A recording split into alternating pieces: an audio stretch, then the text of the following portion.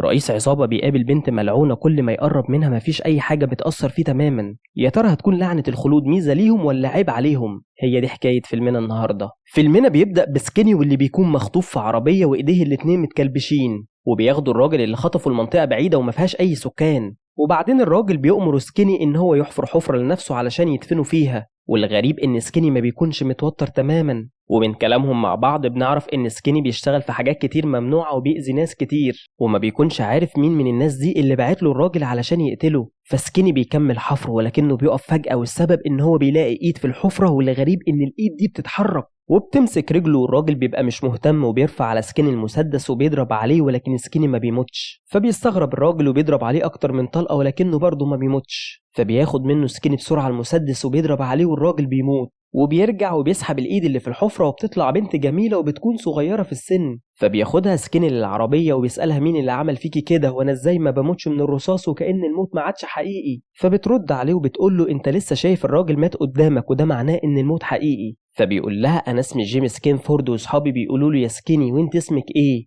فما بتردش عليه وبتشغل العربية، وسكيني بيشوف فيها قنبلة، ولكن قبل ما يقول اي حاجة القنبلة بتنفجر بيهم. والصدمة إن مفيش حد فيهم بيموت برضه. فسكيني بيكون سعيد وبيعرف إن هو لما يكون جنب البنت دي مفيش حاجة هتقدر تأذيه، وعلشان كده بيطلع الكلبشات اللي كانت في إيديه وبيربط إيديه بإيديها علشان ما يبعدوش عن بعض. وبنرجع بالزمن 3 أيام، وبيكون سكيني وصديقه سكيزي رايحين يوصلوا شحنة أسلحة في عربية لواحد اسمه فالكوف، وبيبقى متفق معاهم على مبلغ كبير من الفلوس مقابل إن هم يوصلوا ليه الشحنة. وبيوصل الاتنين لبيت فالكوف، وبينزل صديق سكيني علشان يقابله وياخد منه الفلوس، وبيفضل سكيني مستنيه في العربية. وبيجيله واحد من رجالة فالكوف وبياخد منه العربية، فبيقف علشان يستنى سكيزي صديقه، لكن بيجي واحد من وراه وبيخطفه. وبنرجع للحاضر، وبيروح سكيني والبنت اللي معاه لأقرب تليفون في الشارع وبيتصل على صاحبه سكيزي، فبيقول له انا هروح لابويا المستشفى وبعدين هجيلك علشان اخد نصيبي من الفلوس. وبيوصل سكيني والبنت اللي معاه للمستشفى وبيدخلوا أوضة ابوه، وبنشوف ابوه في حالة لا يحسد عليها، وبيكون معاه ممرضة علشان تهتم بيه.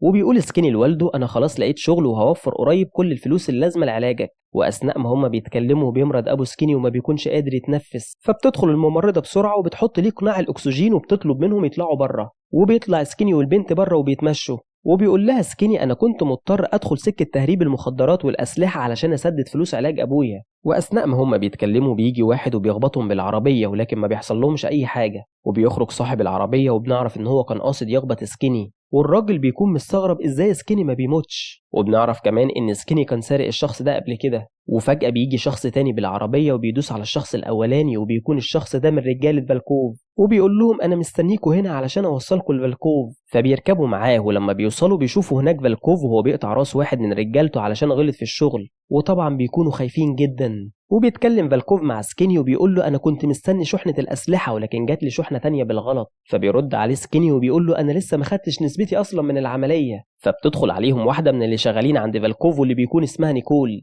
وبتبدأ نيكول تصورهم، ولما بتشوف البنت اللي مع سكيني بتتصدم وبتناديها صوفيا. وبنعرف ان البنت فعلا اسمها صوفيا، لكن بتكون مستغربة ان في حد يعرفها في المكان ده وما بتردش عليها. وبيتكلم فالكوف وبيقول لهم خلوا سكيني وصوفيا يركبوا العربية وياخدوها المكان بعيد علشان يحرقوها، وبعد كده سكيني يبقى يتصرف ويجيب لي شحنة الأسلحة. وبياخد سكيني العربية لكن ما بيسمعش كلام فالكوف وبيروح من طريق تاني لأنه عارف إنه ملوش أمان وممكن يقتله في أي وقت. ولما بيطردوهم رجالة فالكوف بيهرب منهم لحد ما بيوصل لموقف العربيات ده وبيستخبى هناك. وبيكون سكيني عنده فضول يعرف إيه اللي داخل الشحنة، ولما بيفتحها بيلاقي بنات كتير وكلهم بيكون عندهم وشم مشترك في وشهم وبيكون باين عليهم أثار التعذيب. وبيتفاجئ سكيني لما بيشوف بينهم بنت يعرفها واللي بيكون اسمها جايا. وبنعرف ان سكيني كان مرتبط بيها من فترة ولكن انفصلوا عن بعض علشان كان عندها منحة دراسية. فبيحاول سكيني يستفسر منها عن ايه اللي حصل، واثناء كلامهم بيسمع سكيني صوت عربيات وبيشوف ايه الوضع وبيعرف ان رجالة فالكوف في المكان. فبيطلب من البنات اللي مخطوفين انهم ما يتحركوش تماما، لكن بتخرج بنت منهم وبتقول انا مش هفضل معاكم لحد ما اتخطف تاني، وبتسيبهم وبتمشي. وبيبدأ سكيني يحكي لجاي على اللي حصل معاه من وقت انفصالهم، ولما بتسأله عن صوفيا ما بيرضاش يجاوب عليها. وبتتكلم معاهم جايا وبتقول ان كل واحدة فينا اتخطفت بطريقة مختلفة، وبعد كده سجنونا وفتحوا بطننا وحطوا حاجة جواها لكننا ما نعرفش لحد دلوقتي ايه الحاجة دي. فبتتعب بنت من المخطوفين بسبب الجرح اللي في بطنها، وبيكون سكيني عايز يوديهم للمستشفى لكن صوفيا بتقول بلاش دلوقتي. وبيعرف سكيني ان رجالة فالكوف بيقربوا من المكان، فبيقرروا بسرعة ان هم يهربوا. جايا بتكون هي اللي سايقة، اما صوفيا وسكيني فبيكونوا مع البنات ورا. وده لأن صوفيا عندها قدرة عجيبة، وهي إنها لو لمست أي شخص بيتألم بيقل الوجع. وبعد ما بيهربوا من رجالة فالكوف بتقدر جايا إن هي توصل للمستشفى، وفي الوقت ده بنشوف البنت اللي قالت لهم إن هي تهرب لوحدها وبتكون حاسة بألم شديد في بطنها، فبتقرر إنها تروح للعصابة اللي كانوا خاطفينها. وبتكون العصابة دي مكونة من بنات صغيرين في السن، فبتروح لهم وبتقول لهم إن هي تعرفها مكان البنات بشرط إن هم يشيلوا الحاجة دي من بطنها. فبيدوا لها جهاز وبيأمروها إن هي تدوس على الزرار،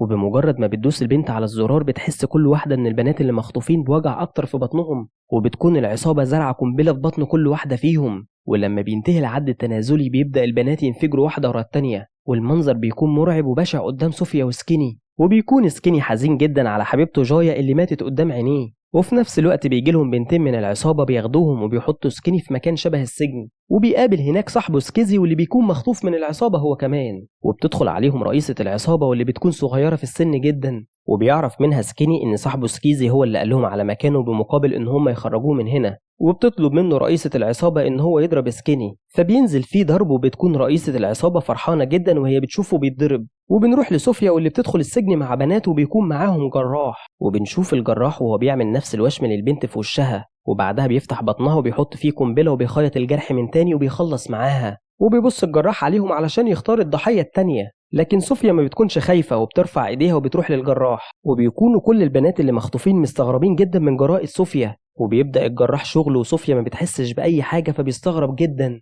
وبتستغل صوفيا الفرصة وبتاخد السكينة وبتضرب كل الممرضات اللي كانوا مع الجراح، فبياخد الجراح المسدس وبيضرب عليها، ولكن طبعا ولا طلقة بتأثر في صوفيا. وبتروح صوفيا للجراح وبتذبحه، وبعدها بتروح علشان تهرب البنات اللي كانوا مسجونين معاها. وهي خارجة بتشوف سكيني وهو بيتعذب وبتكون زعلانة عليه، لكنها بتمشي علشان تهرب البنات. ولما بتعرف رئيسة العصابة اللي حصل بتروح للجراح واللي بيكون لسه عايش وبيكون بيعالج الجرح اللي في رقبته، وبيبدأ يقول لها على كل اللي حصل بالتفصيل. فبتتوعد رئيسة العصابة لسكيني وصوفيا. وبنرجع لصوفيا واللي بتروح لنيكول وبتسألها هي ازاي عارفة اسمها، لكن نيكول بترفض تحكي لها أي حاجة وبتطلع تجري وبتكون خايفة من صوفيا، لكن صوفيا بتجري وراها لحد ما بتوصل لها. وبتبدأ نيكول تتكلم وبتقول لها إنها في يوم من الأيام قابلت ست كبيرة وكانت رسامة، وإنها كانت في يوم بترسم صورة، ولما سألتها الصورة دي لمين قالت لها البنت اسمها صوفيا. وبتطلع نيكول كاميرتها وبتوريها صورة الرسمة اللي بتكون محتفظة بيها، وبتشوف فعلا صوفيا الرسمة وبتكون هي اللي مرسومة. ولما بتسألها مين الست دي نيكول ما بترضاش تقول لها،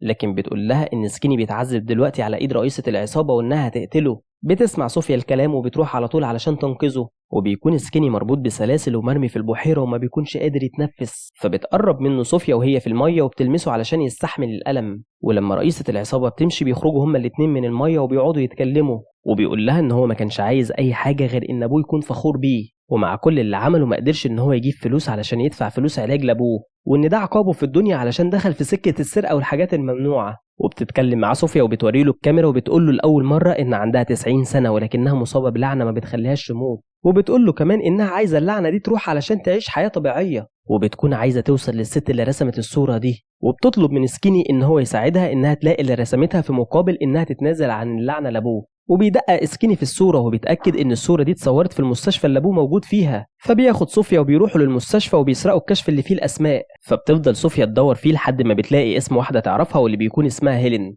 وبيكون عندها إحساس قوي إن هيلين هي اللي رسمتها. وبيروحوا للأوضة وهناك بيقابلوا هيلين وبتتأكد صوفيا إن هي اللي رسمتها، وبتقول لها هيلين إنها أصلا كانت مصابة باللعنة دي ولكنها اتنازلت عن اللعنة دي ليها. وبيروح سكيني وبيجيب أبوه علشان ينقلوا اللعنة من صوفيا ليه، لكنهم بيسمعوا صوت ضرب نار وبيعرفوا إن الطفلة رئيسة العصابة وفالكوف ورجالته جايين علشان ياخدوا حقهم. وبيكون سكيني عايز ياخد صوفيا وأبوه ويطلعهم بره، لكن صوفيا بترفض إنها تطلع لحد ما تعرف حقيقة اللعنة، فبتقول لها هيلين سر اللعنة. وبعدها بيطلع ليهم سكيني وصوفيا وبيضربوا عليهم نار ولكنهم ما بيتأثروش بأي طلقة. وبيروح والد سكيني وبياخد السلاح من الممرضة، ولما بيطلع ليهم بيوقفوا ضرب نار وكأنهم يعرفوه من زمان، وبيرفع عليهم السلاح وبيموتهم كلهم. وبيروح والد سكيني ليه وبيعترف له على كل حاجة وبيقول له إن هو اللي أجر الناس دي علشان يختبره ويشوف هو هيبقى قد المسؤولية ولا لأ. وبيتصدم سكيني من كلامه وبيقول له إن هو لو ما كانش قابل صوفيا كان زمانه ميت دلوقتي، فبيطلب منه والده إن هو يسامحه وبيكون عايز صوفيا تتنازل عن اللعنة علشانه. فسكيني ما بيسامحش أبوه، بيقول له إن هو قاتل، وبيرفض إن صوفيا تتنازل عن اللعنة دي لأنه ما يستحقهاش. وبيمشوا هما الاتنين مع بعض، لكن أبوه بياخد السلاح وبيرفعه عليهم، ولكنه بيفتكر إن هو مش هيقدر يقتل حد فيهم بسبب اللعنة. وبيكملوا مشي وبيسأل سكيني صوفيا عن السر اللي هيلين قالته لها، وبتقول له إنها قالت لها إن اللعنة ما ينفعش حد يتنازل عنها وإنها بتيجي للشخص اللي بيعمل حاجة معينة وبس، وما بتكونش عارفة صوفيا إيه الحاجة اللي عملتها في حياتها علشان اللعنة دي تصيبها. وبيوعدها سكيني إن هو هيفضل يدور معاها على الحل اللي هيشيل اللعنة عنها. ولحد هنا بينتهي فيلمنا النهاردة، وبيعلمنا الفيلم إن الخلود في الدنيا ملوش طعم، لكن الخلود في الجنة هيبقى ليه أحلى طعم. وبكده بيكون خلص ملخصنا النهاردة. ما تنسوش اللايك والشير وتفعلوا زر الجرس، وسيبولنا رأيكم في الكومنتات وقولولنا إيه الأفلام اللي حابين نلخصها لكم.